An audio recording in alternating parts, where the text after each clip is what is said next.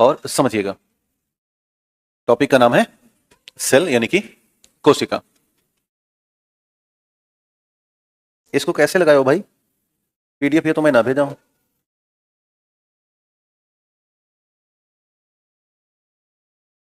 एक सेकेंड।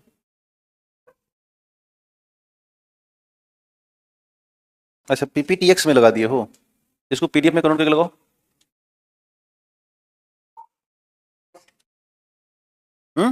कर दियो, ठीक। चलिए, तो अगला इसको ठीक करना। ठीक, इसको, इसका नाम है कोशिका विज्ञान, या इसे कहते हैं साइटोलॉजी। तो सेल या साइटोलॉजी। जब बायोलॉजी का पेपर टफ करना होगा तो वो कोशिका से सवाल खड़ा करना शुरू कर सकते हैं। आपको लगभग 1 या 2 सवाल दोनों परीक्षाओं में, एईडी और दरोगा में मिल सकता है। तो हमने इसको बहुत ही क्रिस्पी डिजाइन कर रखा है जिससे कि आपका काम बन जाए। तो थोड़ा थोड़ा इसको समझते हैं और ध्यानपूर्वक सीखने की कोशिश करते हैं।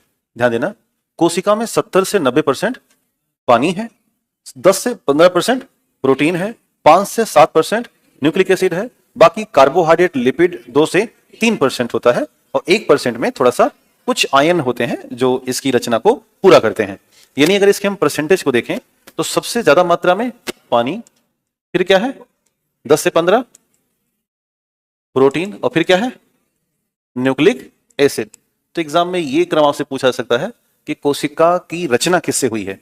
अब दूसरा आपसे पूछ सकते हैं कि कोशिका का सामान्य परिचय बताओ और इसका अध्ययन कैसे हो सकता है।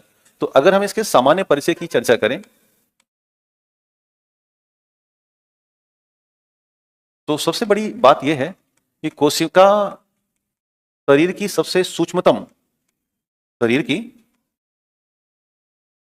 सूक्ष्मतम इकाई है,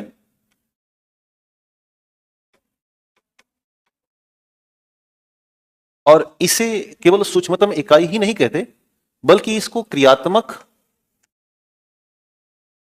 व संरचनात्मक इकाई भी कहते हैं, क्योंकि इन्हीं कोशिकाओं से मिलकर के, जो ये कोशिका है, इन्हीं कोशिकाओं से मिलकर के ऊतक बनता है, और इन्हीं ऊतकों से मिलकर के अंग बनता है, और इन्हीं अंगों से मिलकर के पूरा का पूरा शरीर का विकास होता है। अतः शरीर का जो सबसे छोटा हिस्सा हो गया वो कोशिका हो गया। इतनी बात हम सामान्य रूप में जानते हैं। अब कोशिका को हम अगर बांटें तो 2 तरह से, जैसे इस धरती पर 2 ही